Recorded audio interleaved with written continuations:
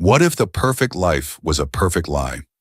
Odessa Whitlow, 8 months pregnant and married to billionaire Damian Whitlow, believes she had it all. A loving husband, a magnificent home, a baby on the way. But in the glittering world of the super rich, secrets are currency and loyalty is a commodity. When Damian's ambitious mistress, Alawan, steps out of the shadows, Odessa's dream becomes a waking nightmare.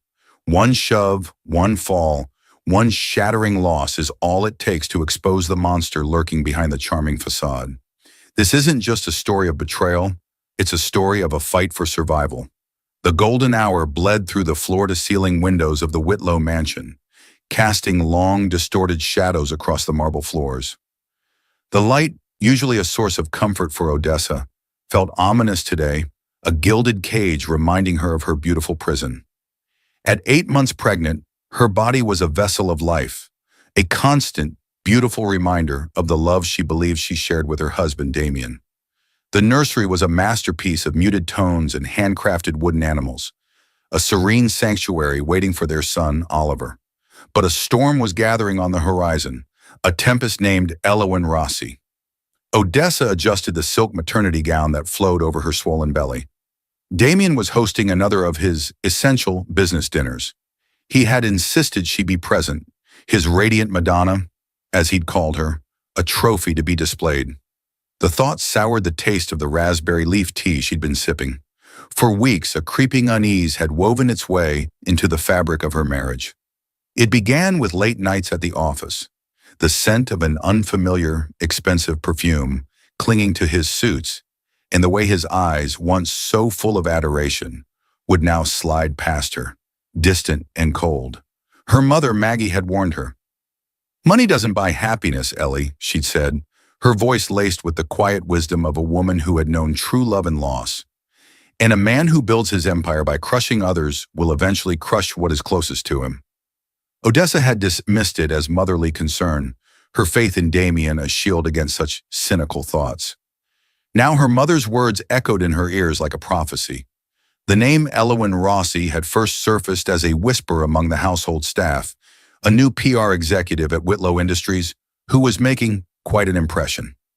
Then a receipt for a diamond bracelet she'd found in his pocket.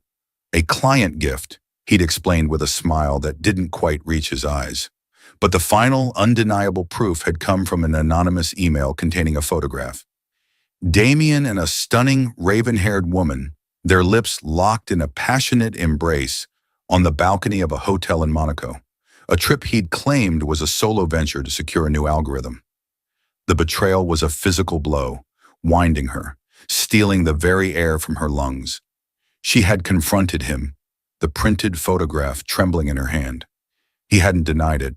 Instead, he'd gaslighted her, his voice a chillingly calm cascade of accusations. She was being hysterical, hormonal, her pregnancy making her paranoid. He was a billionaire, for God's sake.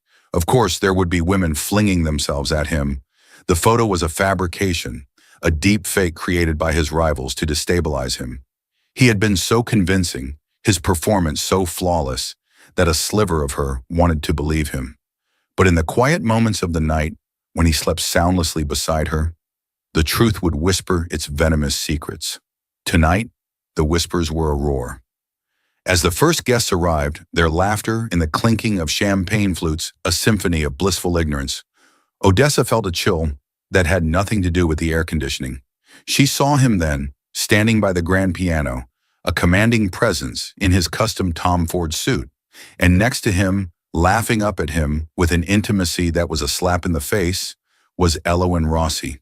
She was even more beautiful in person, her red dress a slash of scarlet against the muted elegance of the room. She looked like she belonged there. Odessa's heart hammered against her ribs. She had to maintain her composure for the sake of her unborn child, for the sake of her own dignity. She moved through the room, a gracious hostess, her smile a carefully constructed mask. But her eyes kept being drawn back to Damian and Elowen. The way he touched the small of her back, the way she leaned in to whisper in his ear, her hand lingering on his arm just a moment too long. It was a brazen public declaration of their affair. Later, as dinner was being served, Odessa found herself seated opposite Elowen, The woman had the audacity to offer her a saccharine smile. Odessa, you look absolutely glowing. Pregnancy suits you. The compliment was a veiled insult, a reminder of what she stood to lose. Thank you, Elawan, Odessa replied, her voice surprisingly steady. I'm sure you're enjoying your first Whitlow dinner party. Elawan's smile widened. Oh, immensely. Damien has been so welcoming. He's an incredible mentor. The word mentor was laced with a dozen other, more intimate meanings. The tension at the table was thick enough to be carved with a knife. Damien, seated at the head, seemed oblivious. Or perhaps he was enjoying the spectacle. He regaled the guests with tales of his latest corporate conquest, his voice booming with self-assurance. But Odessa noticed the fleeting glances he shot between her and Elawan, a glint of amusement in his eyes. He was playing a game, and they were his pawns. After dinner, as the guests mingled, Odessa sought refuge on the terrace, the cool night air a balm on her fevered skin. She leaned against the balustrade, her hands protectively cradling her belly. The city lights twinkled below, a sea of indifferent stars. She had never felt so alone. He'll never leave me, you know. The voice, silky and sharp, startled her. Elawan had followed her out. She stood there, a flute of champagne in her hand, her expression one of smug pity. He might be married to you, Elawan continued, taking a slow sip, but he belongs to me. This life, this house, this power, it's not for someone like you. You're too soft, too simple. Odessa turned to face her, her fear hardening into a cold fury. And you think you're what he wants? A cheap social climbing parasite? Elawan laughed, a sound that was both beautiful and cruel. I'm what he needs. I understand his ambition, his hunger. You're just a pretty incubator for his heir. Once you've served your purpose, she left the sentence hanging in the air, a chilling threat. Get out of my house, Odessa said, her voice low and trembling with rage.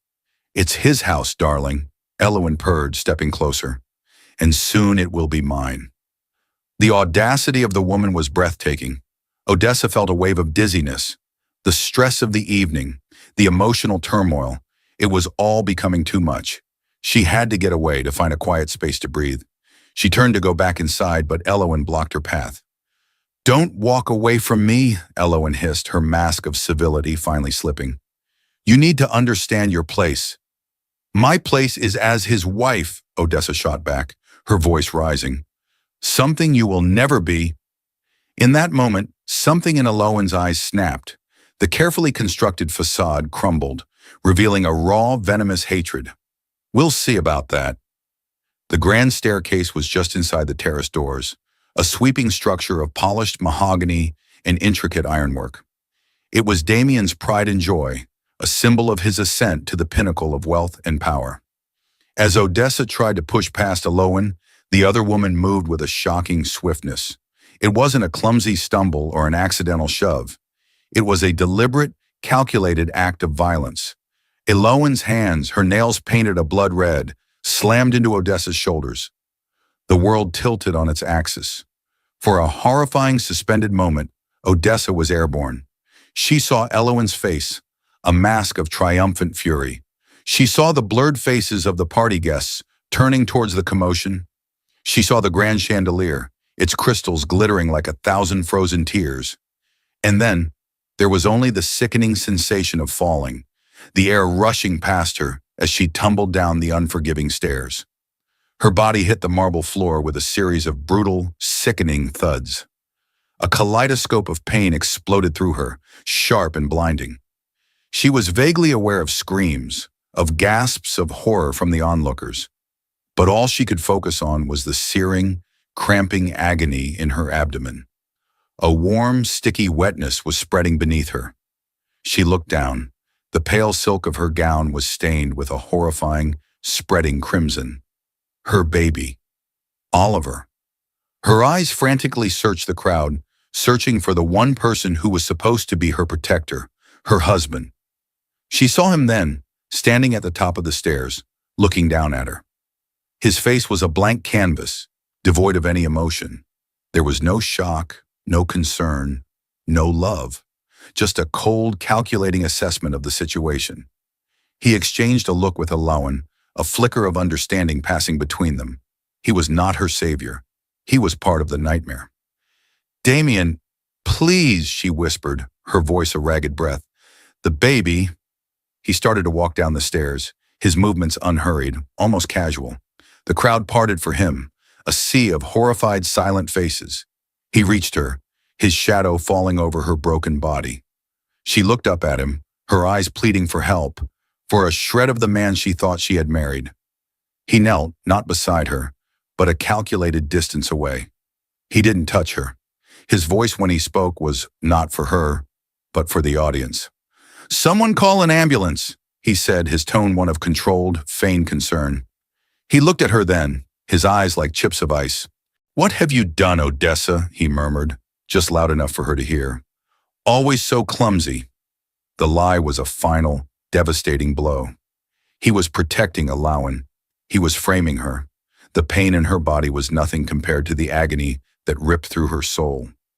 As the world began to fade to black, her last conscious thought was of the cold, indifferent face of her husband, the man who had not only allowed her to fall, but was now watching her, their unborn child, bleed out on the marble floor of their perfect home. The dream was not just over, it had been a lie from the very beginning. The gilded cage had opened, not to freedom, but to an even more terrifying abyss. The sterile white world of the hospital room swam into focus slowly, agonizingly. The first thing Odessa registered was the silence. The frantic beeping of monitors had been replaced by a low, steady hum. The second was the emptiness. The profound, hollow ache in her womb was a physical manifestation of the chasm that had opened up in her life. Oliver was gone. The thought was a flat, emotionless fact before the tidal wave of grief crashed over her. So immense and powerful, it threatened to drown her. A sob, raw and guttural, tore from her throat. Her body convulsed with the force of it, and a sharp pain lanced through her side, a reminder of the fractured ribs she'd sustained in the fall. Each breath was a fresh agony, each beat of her heart a countdown of the moments her son was no longer with her. Her mother was there, a solid, unwavering presence in the chair beside the bed. Maggie's face was a roadmap of sorrow, her eyes red-rimmed, but her grip on Odessa's hand was firm. "Oh, my baby girl," she whispered, her voice thick with unshed tears. She didn't offer platitudes or empty reassurances. She simply sat in the wreckage with her daughter, sharing the crushing weight of the silence. The door swished open, and Damien walked in. He was dressed in a tailored suit, his hair perfectly coiffed. He looked less like a grieving husband and father, and more like a man on his way to a board meeting. He carried a bouquet of white lilies, their funereal scent filling the room and making Odessa gag. "Ellie," he began, his voice a carefully rehearsed performance of sorrow. "I am so sorry."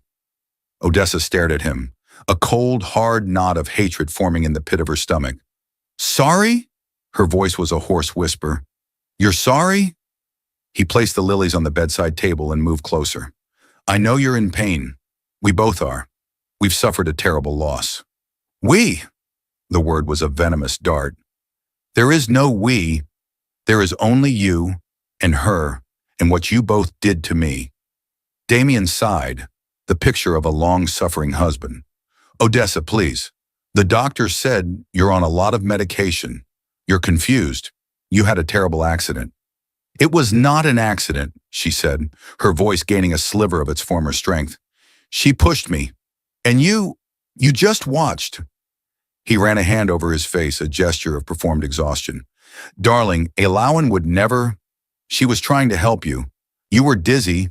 You stumbled." He was building the narrative, the official story that would protect him, protect his mistress, and erase the truth. Several guests saw it. "You were overwrought all evening.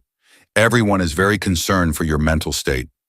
The audacity was a physical force, pressing down on her, stealing her breath. He was not just denying the truth. He was actively trying to make her believe she was insane. This was his true nature, laid bare. The charming, loving husband had been a phantom, an illusion. The man standing before her was a monster, cold, calculating, and utterly devoid of a soul. "Get out!" she rasped, turning her face away from him, unable to bear the sight of his handsome, lying face. "Ellie, be reasonable. Get out!" This time her voice cracked like a whip. Maggie stood up, her small frame radiating a formidable maternal fury. "You heard her, Damien," Maggie said, her voice dangerously quiet. "Leave.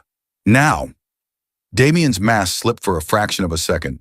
A flicker of raw anger crossed his features before being replaced by a look of deep, theatrical hurt. "I'll come back when you're feeling more yourself," he said, turning on his heel and striding out of the room. The lilies he left behind seemed to mock her, their white petals like pristine shrouds. The days that followed were a blur of physical pain and emotional numbness. The miscarriage had been brutal, the loss of her son a wound that would never truly heal. But beneath the grief, a new emotion was taking root, a steely resolve. Damien had taken everything from her child, her love, her sense of self. He had tried to break her. But as she lay in that hospital bed, Odessa made a vow. She would not be broken. She would not be silenced. She would have justice for Oliver. Her first visitor, other than her mother, was a surprise. Julian Croft, Damien's head of security, appeared at her door, his expression grim. He was a man of few words, always a silent, watchful presence in the background of her life. "Mrs. Whitlow," he said, his voice a low rumble, I wanted to offer my sincerest condolences." Odessa watched him warily. "Are you here on my husband's orders, Mr. Croft? To manage the situation?" A muscle twitched in Julian's jaw. "I'm here for you," he said, his gaze direct and unwavering. "What happened? It was wrong. I saw it." A flicker of hope ignited in Odessa's chest. "You saw her push me?" He nodded slowly. "I was by the terrace doors. I saw the whole thing. Ms. Rossi deliberately pushed you." The confirmation was a relief, a validation of her sanity. "Will you testify? Will you tell the police what you saw?" Julian hesitated, his eyes clouded with an internal conflict. "It's not that simple, Mrs. Whitlow. Damien, he signs my paycheck, a very generous one. I have a family." The hope flickered and died. Of course, Damien's money bought loyalty, or at least it bought silence. "So you'll let him get away with it? You'll let them destroy my life and say nothing?" "I didn't say that," Julian said, his voice firm. "Damien Whitlow is a powerful man. The police, they are often on the payroll of powerful men. A direct accusation from me would be my word against his and his mistress's. He'd crush me and it wouldn't help you. He'd paint me as a disgruntled employee." He leaned closer, his voice dropping to a near whisper. "But there are other ways. Damien has secrets. More secrets than you can possibly imagine. Things that money can't erase. If you want to fight him, you can't do it head on. You have to be smarter. You have to find his weakness." He stood up to leave. "I have access to things. Security logs, financial records. If you decide you want to fight, I can help you find the ammunition. But you have to be sure. Once you start this war, there's no turning back." He placed a small encrypted flash drive on her bedside table. "This is the security footage from the staircase. The main camera was malfunctioning, according to the official report. But I have my own backups. It's not perfect quality, but it shows what happened. It's your insurance policy." With a final meaningful look, he was gone. Odessa stared at the flash drive. It was a lifeline, a weapon, a declaration of war. The grief for her son was a cold, heavy stone in her heart, but now it was surrounded by a white-hot fire of rage. Damien had underestimated her. He had seen her as a soft, simple trophy. He had no idea of the strength that was forged in the fires of betrayal and loss. She picked up the flash drive, her fingers closing around the small hard object. It was time to stop grieving and start fighting. She would not just seek justice for Oliver. She would dismantle Damien Whitlow's entire empire of lies, piece by piece. Her life as the billionaire's wife was over. Her life as his downfall had just begun. When Odessa was finally discharged from the hospital, she didn't return to the opulent mansion she had once called home. That house was a mausoleum, every surface tainted with the memory of her loss in Damien's betrayal. Instead, her mother took her to a small, unassuming apartment that a friend owned, a place tucked away in a quiet tree-lined street, far from the glittering world of the super-rich. It was a sanctuary, a place to heal and to plan. Damien, of course, had tried to stop her. He had shown up at the hospital, all feigned concern and veiled threats. "Ellie, you're not well enough to be on your own. You need to come home, where I can take care of you."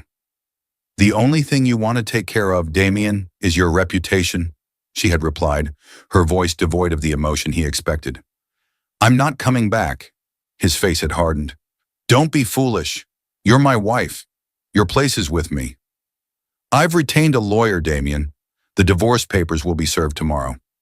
The fury in his eyes had been volcanic, but he'd quickly masked it with a condescending pity. "You're making a huge mistake, Odessa.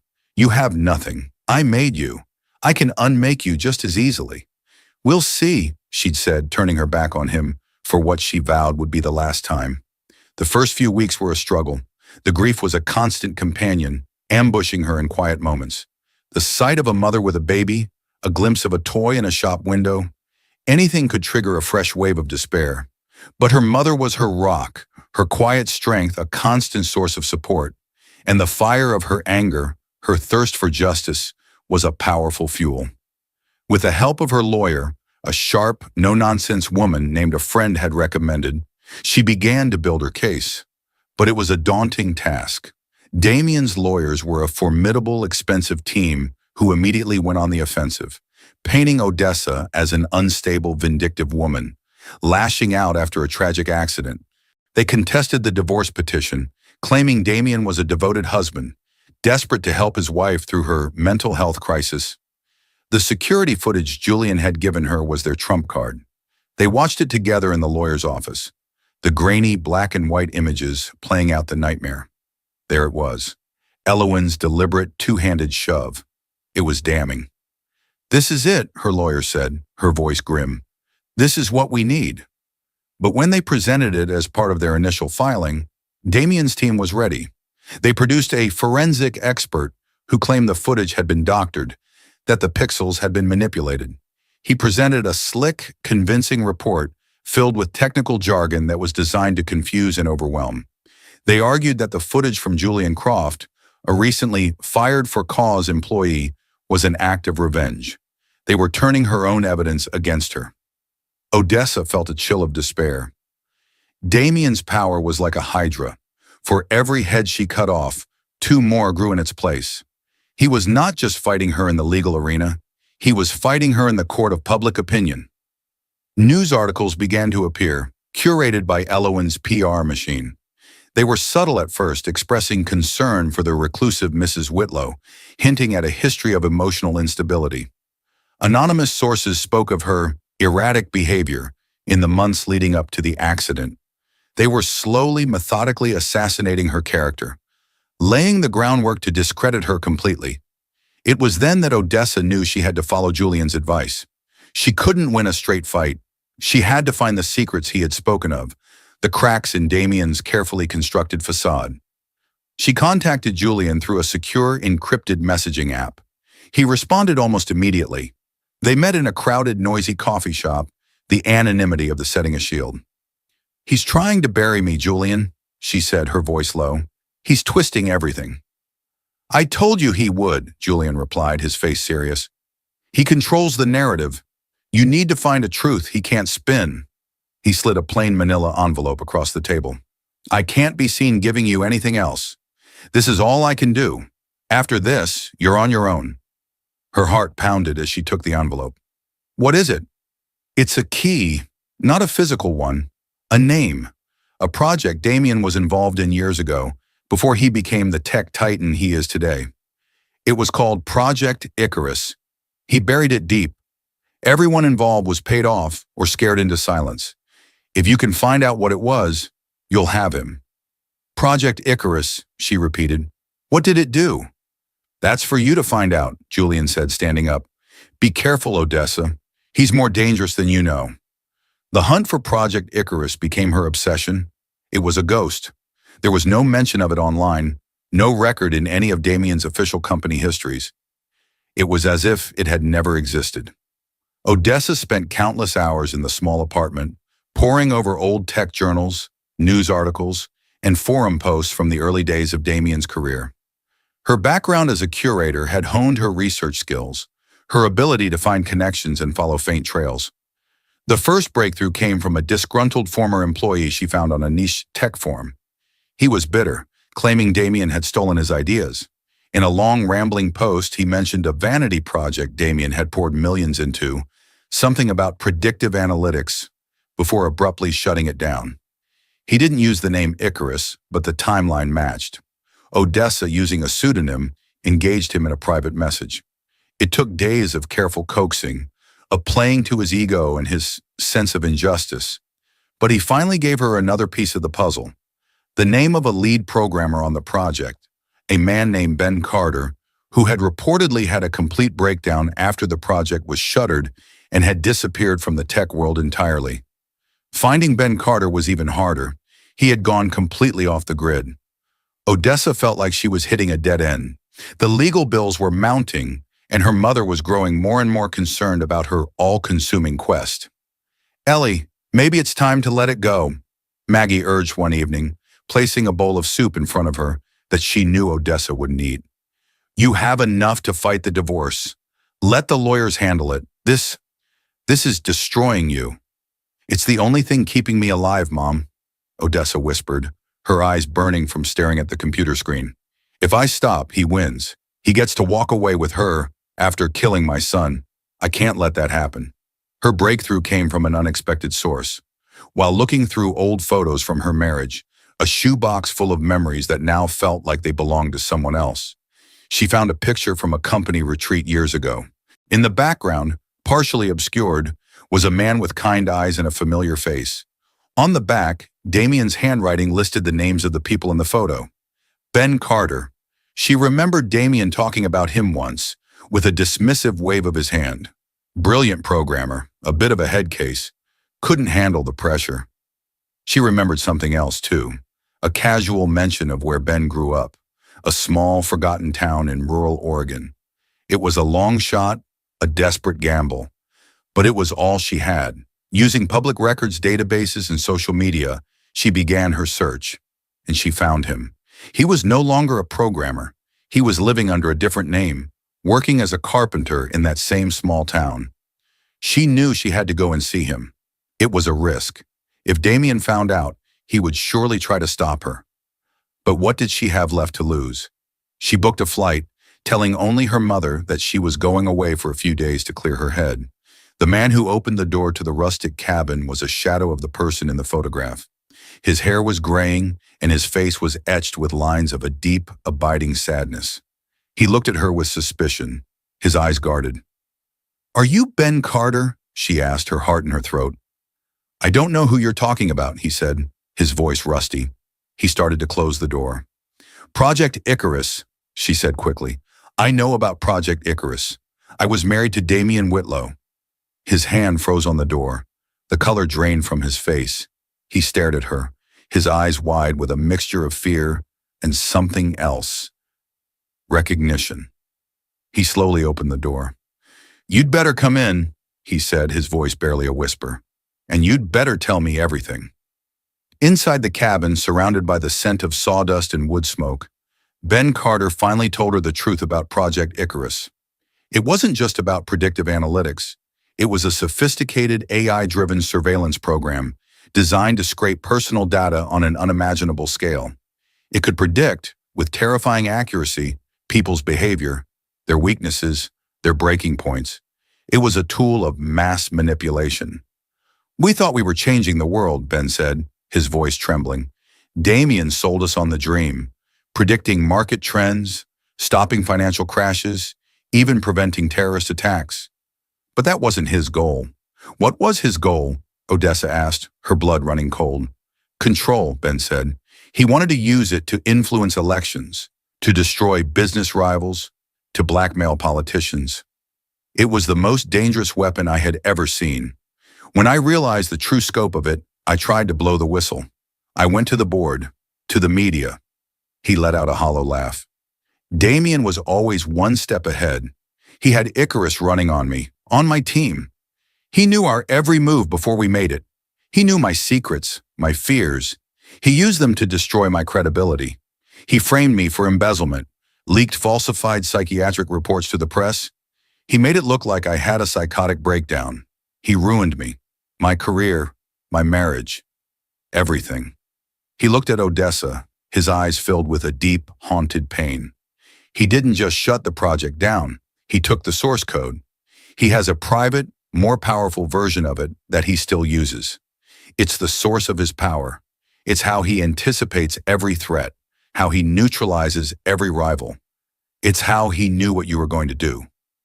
Odessa finally understood. Damien hadn't just been gaslighting her. He had been using his monstrous creation against her. He knew her vulnerabilities, her deepest fears. He had likely predicted her every reaction to his affair, to the confrontation, to the loss of their child. He hadn't been indifferent. He had been in control. "Can you prove it?" she asked, her voice shaking with the enormity of the revelation. "Do you have any evidence? Anything left from the original project?" Ben shook his head sadly. He wiped everything, or so he thinks. He walked over to an old dusty footlocker in the corner of the room. He opened it and pulled out a heavily worn laptop. "I kept a back door, a kill switch, a single piece of code that could expose the entire system and bring it crashing down. I was always too afraid to use it. He promised me that if I kept my mouth shut, he'd leave me alone.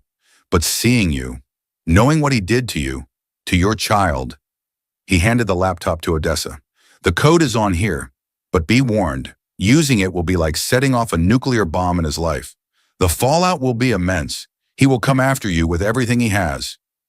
Odessa took the laptop. It felt heavier than its physical weight. It held the key to Damien's destruction, but also her own potential ruin. She looked at Ben Carter, a man whose life had been shattered by the same monster who had destroyed hers. "He's already taken everything from me," she said, her voice hard as steel. "I have nothing left to lose." As she left the small town in Oregon, the laptop, her precious cargo, she knew the final act of her tragedy was about to begin. It was no longer just about justice for Oliver. It was about liberating the world from the unseen chains of a tyrant. She was no longer just a grieving wife. She was the ghost in Damien Whitlow's machine, and she was about to pull the plug. The flight back from Oregon was a study in suspended animation. Odessa sat perfectly still, the worn canvas of her carry-on bag pressed against her leg, the laptop within a palpable weight. Each bout of turbulence sent a jolt of adrenaline through her, a primal fear that the plane might fall from the sky, taking the key to Damien's destruction with it. She was a vessel for a reckoning, a ghost carrying a digital bomb, and the gravity of her mission settled over her, cold and absolute. She was terrified, but it was a crystalline fear, sharp and clear, a stark contrast to the suffocating, nebulous dread that had been her constant companion for weeks. This was the fear of a soldier before a battle they had chosen, a battle they knew they had to fight. The moment she stepped back into the anonymous safety of the apartment, the tension that had been coiled within her began to unwind, replaced by an urgent, humming energy. Her mother, Maggie, met her at the door, her face a canvas of love and apprehension. She didn't need to ask if the trip was successful. She saw the answer in the fierce, new light in her daughter's eyes. "Ellie," Maggie began, her hands fluttering nervously as Odessa placed the laptop on the small dining table, with the reverence of a high priestess laying an artifact on an altar. "Are you sure? Once you do this, there's no going back.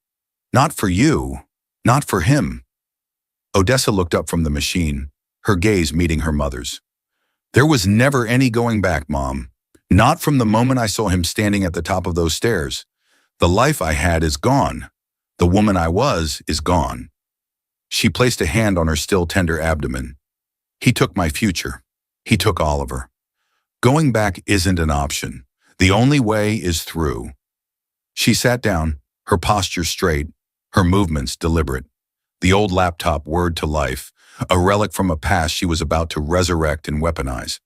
Ben's instructions were a complex ballet of commands and passwords, a digital ghost key he had spent years perfecting in his self-imposed exile. It was designed not just to unlock a door, but to blow the entire fortress to smithereens. When activated, It would simultaneously clone and release every damning file from Damien's private Janus server, sending the irrefutable proof of financial manipulation, illegal surveillance, political blackmail, to a curated list of the world's most powerful watchdogs. The New York Times, the Wall Street Journal, the SEC, the FBI, and, for maximum internal chaos, the private inboxes of every member of Whitlow Industries' board of directors and its largest institutional investors. It was a weapon of mutually assured corporate destruction. "He will know it was you," Maggie whispered, her hand resting on Odessa's shoulder, a silent offering of strength. "Good," Odessa said, her voice a low, steady hum. Her fingers hovered over the keyboard. "Let him. I want him to know. When his world is burning, when the walls are crashing down, I want him to see my face in the flames." A single hot tear escaped her eye and traced a path down her cheek. It wasn't a tear of sadness, but of furious release. It was for Oliver. This was the only eulogy she could give him, the only justice. With a final, shuddering breath, she pressed the enter key. Command executed. The message blinked on the screen, stark and simple. For 3 heartbeats, the world was silent. The only sound was the hum of the refrigerator and the distant wail of a city siren. Nothing happened. A sliver of doubt, cold and sharp, pierced Odessa's resolve. Had it failed? Had Damien somehow anticipated even this? Then it began. Her phone, lying face down on the table, buzzed once. A news alert. It buzzed again, and again, and again. The vibrations escalating until the phone was dancing on the tabletop, a frantic, insistent alarm. She flipped it over. The screen was a cascade of breaking news notifications, a digital torrent that mirrored the data dump she had just unleashed. The dam had not just broken, it had been obliterated. She grabbed the remote and turned on the television. Every major news network was in a frenzy. The first reports were cautious, anchors speaking in grave tones about unverified documents and a massive anonymous data leak. But the evidence was too specific, too overwhelming to be dismissed. On one channel, a flustered financial analyst was staring at his tablet, his eyes wide with disbelief as he tried to process the revelation that Whitlow Industries' last quarter earnings had been artificially inflated. On another, a political correspondent was reading a transcript of a recorded call, the voice unmistakably Damien's, discussing how to use Janus to blackmail a senator who was blocking a lucrative government contract. Ben's ghost key had unlocked everything. Internal emails, secret off-ledger accounts, audio files, and the terrifying source code of Janus itself. It was a digital apocalypse, and it was all playing out in real time. "Oh my God," Maggie breathed, sinking into a chair. By morning, the story had morphed from a corporate scandal into a global firestorm. The headlines were brutal. Whitlow Industries implodes amidst massive surveillance scandal. Billionaire tycoon Damien Whitlow, accused of blackmail, fraud, and orchestrating a weaponized AI. The New York Stock Exchange took the unprecedented step of halting all trading of Whitlow stock to prevent a total market collapse. But it was too late. The company's value had been wiped out in the pre-market hours. The FBI had announced a formal investigation. The board of directors was in an emergency session from which, the news anchor speculated, no one's career would survive. Damien's carefully constructed universe, built on a foundation of secrets and control, was burning to the ground on live television. Odessa watched it all, a strange, hollow calm settling in her core. She had done it. She had pulled the pin, and the world had exploded. The knock on her apartment door came around noon. It wasn't a polite rap. It was a violent, percussive pounding that vibrated through the floor. It could only be one person. Maggie rushed to the door. "Ellie, don't!" But Odessa was already on her feet, her expression serene. "It's okay, Mom. Let him in." Maggie reluctantly opened the door, and Damien stormed in. He was a man flayed alive by circumstance. The impeccable Tom Ford suit was rumpled, his tie askew. His eyes were bloodshot pits in a face pale with sleepless, volcanic rage. The charismatic titan of industry was gone, replaced by a desperate, cornered animal. He stalked past Maggie as if she were a piece of furniture, his burning gaze fixed on Odessa. "You!" he hissed, the word a venomous dart. He pointed a trembling finger at her, his whole body shaking with a barely contained fury. This was you. Me? Odessa replied. Her voice was as calm and cool as his was hot and ragged. She had imagined this moment 1,000 times, played it over and over in the desolate theater of her mind. No, Damien, I think you'll find it was Ben Carter, and the ghost of that senator you blackmailed, and the shareholders you defrauded, and the dozens of other people whose lives you meticulously dismantled for your own gain. I just opened the door and let them all in for a family reunion. He took another step towards her, his fists clenched at his sides. You have no idea what you've done, he seethed, his voice dropping to a gravelly whisper. You've ruined me. You were already ruined, Damien, she said, her calm and impenetrable shield against his rage. She didn't flinch, didn't give him the satisfaction of a single step back. You were just too arrogant and too insulated by your own lies to see it. You built your empire on a bedrock of secrets. I just turned on the light. His face twisted into a mask of pure, undiluted hatred. I will destroy you for this, he snarled, the threat rattling with the desperation of a king whose throne had just been turned to ash. I will spend every last cent I have to see you penniless and alone. I will drag your name through the mud until no one in this world will even look at you without spitting. Threats, Damien? Is that all you have left? A sad, knowing smile touched her lips. You have nothing left to threaten me with. Your money is a phantom, frozen and worthless. Your name is poison. And as for being alone, I have been utterly alone since the day I finally realized the man I loved was a monster. Her voice cracked then, the icy composure finally breaking to reveal the raw wound beneath. I have been alone since the day you stood at the top of those stairs, looking down at me bleeding on the marble, and chose her. You chose your image. You chose your secrets. You watched our son die, Damien, and you did nothing. The mention of their child, of Oliver, was the one blow that seemed to land. It broke through the wall of narcissistic rage and struck something human within him. His face slackened, the fury momentarily extinguished by a flicker of genuine, agonizing pain. He looked for a fleeting second, like a man truly lost. I didn't, he began, his voice breaking, the words catching in his throat. I never wanted that to happen. But it did, Odessa whispered, her own tears now flowing freely. It did happen, and in the only moment that ever truly mattered, you weren't my husband. You weren't his father. You were just a man assessing a PR problem. The apartment door, which Maggie hadn't had time to close, burst open again. This time it was two grim-faced detectives, and standing just behind them, his expression a mask of stoic resolve, was Julian Croft. Damien's head snapped towards them, his gaze locked on Julian, his shock instantly curdling into a look of profound, venomous betrayal. You, he breathed. Julian met his former boss's stare without flinching. His duty to Damien was over. His duty to the truth was all that remained. Damien Whitlow, the lead detective said, his voice echoing in the suddenly silent room. You're under arrest for obstruction of justice, witness tampering, and conspiracy to commit fraud. As the officers moved forward, Damien's eyes never left Julian's. He looked like a fallen god, betrayed by his most trusted Praetorian. As the cold steel of the handcuffs clicked shut around his wrists, the sound was deafening, a final metallic punctuation mark on the end of his reign. At that exact moment, Elowen Rossi's perfectly made-up face appeared on the television screen behind him. She was standing on the steps of Whitlow Tower, surrounded by a mob of reporters holding an impromptu press conference. She was a masterclass in calculated sorrow, dabbing at her dry, beautiful eyes with a tissue. I had no idea about any of this, she lamented, her voice trembling with practiced sincerity.